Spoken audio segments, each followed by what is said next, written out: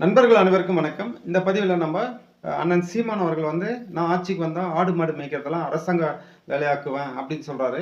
இது சாத்தியமா? அப்படி சாத்தியமானா, ஏற்கனவே ஆடு, மாடு வளர்த்தவங்களுடைய நிலைமை என்ன ஆகும்? அதே மாரி ஆந்திராவிலேருந்து பால் வருது. நம்ம கிட்ட பால் இல்லன்ற மாரி சொல்றாரு. அது தவறா? சரியா?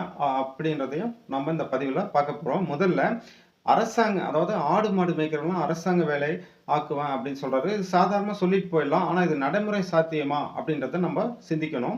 அதாவது இப்ப ஏற்கனவே இருக்கிற அரசாங்க ஊழியருக்கு இப்ப வந்து தமிழக மாநிலத்துடைய வருமானத்திலிருந்து 38% அவங்களுடைய சம்பளமாகவும், அகவிலைப்படியாகவும் போது. அப்போ இனி வந்து ஆடு, மாடு மேய்க்கிறவங்கலாம் அரசாங்க ஊழியர் ஆக்கணும் அப்படின்னா, இன்னும் ஒரு 38, 40% பணம் வந்து போக மாரி இருக்கும். அப்போ இவ்ளோ போயிட்டு ஏற்கனவே தமிழகத்தில இருக்கிற பல லட்சம் கோடிய நீங்க எப்படி கழிப்பீங்க?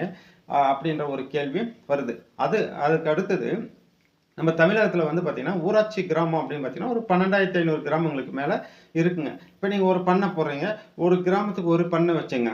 அந்த ஒரு பண்ணைக்கு என்ன பண்ணுங்க, ஒரு கிராமம் அதாவது ஊராட்சி கிராமம்னா ஒரு 500க்கும் மேற்பட்ட ஒன்றுக்கும் மேற்பட்ட குக்கிராமங்கள கொண்ட ஒரு ஊரு நம்ம சொல்றோங்க.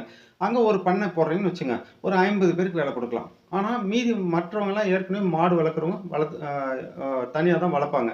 இப்ப இங்க தான் நம்ப ஒரு சிக்கல சிந்திக்க வேண்டியிருக்கு. அதாவது இந்த பால் அப்படின்றது தக்காளி வியாபாரம் மாரிங்க. நீங்க தக்காளி பாருங்க, உற்பத்தி அதிகமாச்சுன்னா, அது என்ன பண்ணுவாங்கன்னா, கீழ கொட்டுவாங்க. விலை இருக்காது. அந்த விலைக்கு கூட அதாவது அறுவடை கூலி கூட வராம கீழ கொட்டுவாங்க. நீங்க பார்த்திருப்பீங்க. அதே மாரி தான் பாலும். நல்லா மழை பெஞ்சு நல்லா பசுமையா இருக்கும்போது, பச்சை பசேல்னு இருக்கும்போது பார்த்தீங்கன்னா, பால் வந்து வரத்து அதிகமா இருக்கும். அப்போ பாலுடைய விலை மிகவும் கடுமையா இருக்கும். அப்ப பால் எல்லாம் கீழ ஊத்தி விவசாயிங்க வந்து போராட்டம் பண்ணுவாங்க. இது ஒரு விஷயம்.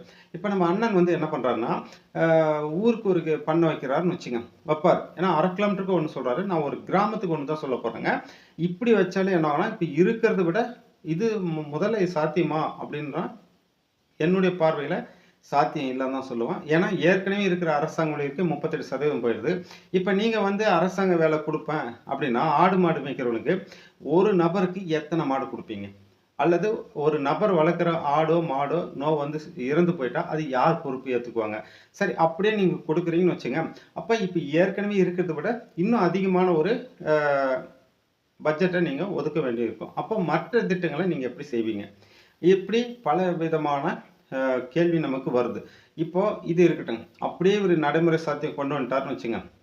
நம்ம தமிழகம் வந்து குஜராத் கிடையாது. இவரு ஒரு ஃபோட்டோ குஜராத்ல பாருங்க, ஒரு குளம் வெட்டிட்டாரு, மரம் நட்டுட்டாரு, அது பாட்டுக்கு போது, தம்பாக்குல வருது, அது பாட்டுக்கு மேயுது.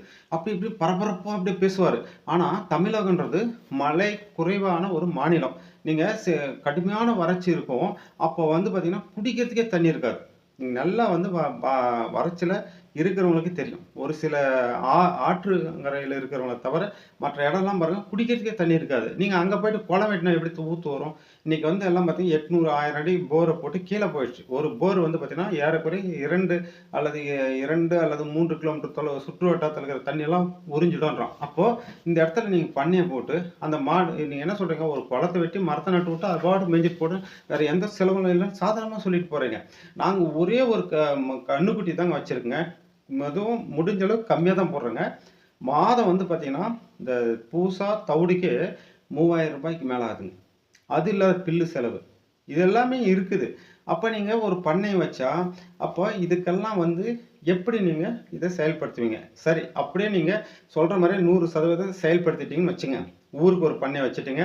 மாடு வந்து பார்த்தீங்கன்னா, தமிழகத்துல 192 லட்சத்துக்கு மேல இருக்கு. அதாவது மாடு, எருமை எல்லாம் சேர்ந்து. அப்ப நீங்க மீண்டும் ஒரு எக்ஸ்ட்ரா பண்ணையெல்லாம் வச்சு மீண்டும் இதனுடைய எண்ணிக்கை அதிகப்படுத்தும்போது, பாலுடைய விலை குறையும். அப்போ அரசாங்கம் வந்து சமாளிக்கும். பார்த்தீங்கன்னா, அரசாங்கம் இப்போ நஷ்டத்துல தான் போகுது.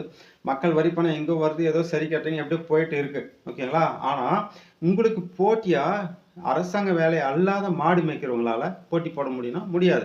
அப்ப என்ன பண்ணுவாங்க? அவங்க மாடு, ஆடெல்லாம் வளர்க்க முடியாது. உட்டுருவாங்க.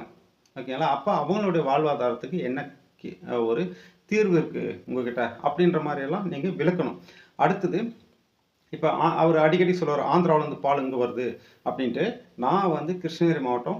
எங்க மாவட்டத்தில வந்து பார்த்தீங்கன்னா, பக்கம் கர்நாடகா இருக்கு, ஆந்திரா இருக்கு. ஓகேங்களா? அதுவும் நீங்க ஒசூர்ல போனீங்கன்னா, 2ம் அந்த ஒசூர்லயே பார்த்தீங்கன்னா, கர்நாடகாவும் இருக்கும், ஒரு பக்கம் ஆந்திராவும் இருக்கும். ஓகேங்களா? இப்போ இங்க நம்ம விஷயத்துக்கு வருவோம். இவரு அண்ணன் சொல்றது வந்து தவறு. என்னன்னா, இந்த நான் ஏற்கனவே சொன்ன மாரி தான். இப்போ ஒரு சில பருவங்கள் வந்து மாறிட்டே இருக்கும் இல்லையா? தமிழகத்துல அதிக மழை வரும்போது, ஆந்திராவுக்கு வந்து வரணும்னு அவசியம் இல்ல. அன்னைக்கு வந்து அங்க காயும். அப்போ இங்க பால் பிளஸ்ல இருக்கும். அப்போ பாலோட விலை குறையும். அப்போ ஆந்திராவுலருந்து இங்க வந்து எடுத்துட்டு போவாங்க. அதே மாரி ஆந்திராவுல நல்லா செழிப்பா இருப்பாங்க. மழை வரும்போது இங்க நம்ம வறட்சி வந்தா அங்கருந்து இங்க வரும். ஏன்னா, அங்க பாலோட ரேட் விலை குறையும்போது அங்கருந்து இங்க வருவாங்க. இவ்வளவுதான் ஒரு விஷயம். அதே மாரி ஆந்திராவுலருந்து பால் எப்படி வருதோ, அதே மாரி தமிழகத்தினுடைய கிருஷ்ணகிரி மாவட்டத்துல நீங்க எடுத்தீங்கன்னா, அ ஒ எங்க பார் ஒரு 5, 10 கிலோமீட்டருக்குள்ளே பார்த்தீங்கன்னா, ஆந்திரா கம்பெனியுடைய பால் எடுக்கிற மையம். அத கூலிங் பண்ணி பதப்படுத்தி எடுத்துட்டு போவாங்க, கெடாம இருக்கிறதுக்கு. அந்த மாரி பார்த்தீங்கன்னா, சில்லிங் சென்டர் அப்படின்னுவாங்க. எல்லா இடத்துலயும் இருக்குங்க. அதுவும் இன்னும் போனா, குஜராத்ல இருக்கிற அமுல் கம்பெனியுடைய பால் அதாவது சில்லிங் சென்டர் கூட இங்க இருக்கு.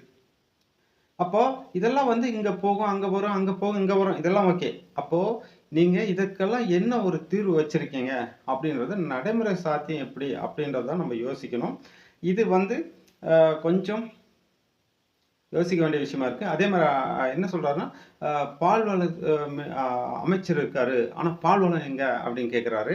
அதாவது பால் அரசாங்கம் வந்து பால்வள அமைச்சர் அந்த துறை எதுக்கு வச்சிருக்காங்கன்னா, ஆவினுடைய பால் உடைய நடவடிக்கைகள பார்க்கறதுக்கும், அதே மாரி பார்த்தீங்கன்னா, கிராமங்கள்ல வந்து பார்த்தீங்கன்னா, மாட்டுக்கு தடுப்பூசி போடுறதுக்கும், மற்ற நபர்கள் வளர்க்கிற மாட்டிற்கு இலவசமாக அந்த ஊசி போடுறதுக்கு, அதுங்களுக்கான திட்டம் முகாம்கள் இருக்கிறதுக்கு, சில நேரங்கள்ல வந்து நோய் வந்தா தாக்குனா, அது எப்படி காப்பாத்துறது? அதுக்கான வழிகாட்டுறதுக்கு தான் இந்த டாக்டர்லாம் இருக்காங்க, அமைச்சர் இருக்காங்க, எல்லாமே இருக்காங்க. நீங்க வந்து பாலு இல்ல அப்படின்னு சொல்றீங்க. கிருஷ்ணகிரி மாவட்டத்துல 2,00,000 லிட்டர் பால் வந்து அந்த கொள்ளளவு இருக்கு. நம்ம கிருஷ்ணகிரி ஆவின்னு வச்சுக்கங்க. அப்ப அந்த அவ்ளோ பாலும் மக்கள் கிட்ட இருந்து தான் வாங்குறாங்க. அப்ப மக்கள் வந்து அவங்க பயன் அடையறாங்க. நீங்க ஒரு சில பேருக்கு அரசாங்க வேலை குடுத்துட்டு பெரிய பண்ணை வச்சுட்டீங்கன்னா, அப்ப மாடு வளர்க்குறவன் உங்களுக்கு போட்டி போட முடியாம, அவன் நஷ்டத்துல இருக்கும்போது அவனோட வாழ்வாதாரம் என்ன பண்ண முடியும்? சொல்லுங்க. இப்போ அதாவது எல்லாருக்குமே நான் அரசாங்க வேலை குடுப்பேன் அப்படின்னு சொன்னா, அது ஏமாற்று வேலை, டுபாக்கூர் வேலை. அந்த மாரி எந்த ஒரு தலைவனும் சொல்லவும் மாட்டான். அது சாத்தியமும் இல்ல. ஓகேங்களா? எல்லாருக்குமே லட்சக்கணக்கான சம்பளம் குடுக்க எல்லாருக்கும் அரசாங்க ஊழியர்ன்னு சொல்ல முடியாது. அப்போ இந்த மாரியான பாதிக்கப்படுறவங்களுக்கு என்ன விதமான திட்டம் வச்சிருக்கீங்க? அப்படின்ற மாரி கமெண்ட் சொன்னீங்களா நல்லா இருக்கும்னு நான் நினைக்கிறேன். நன்றி.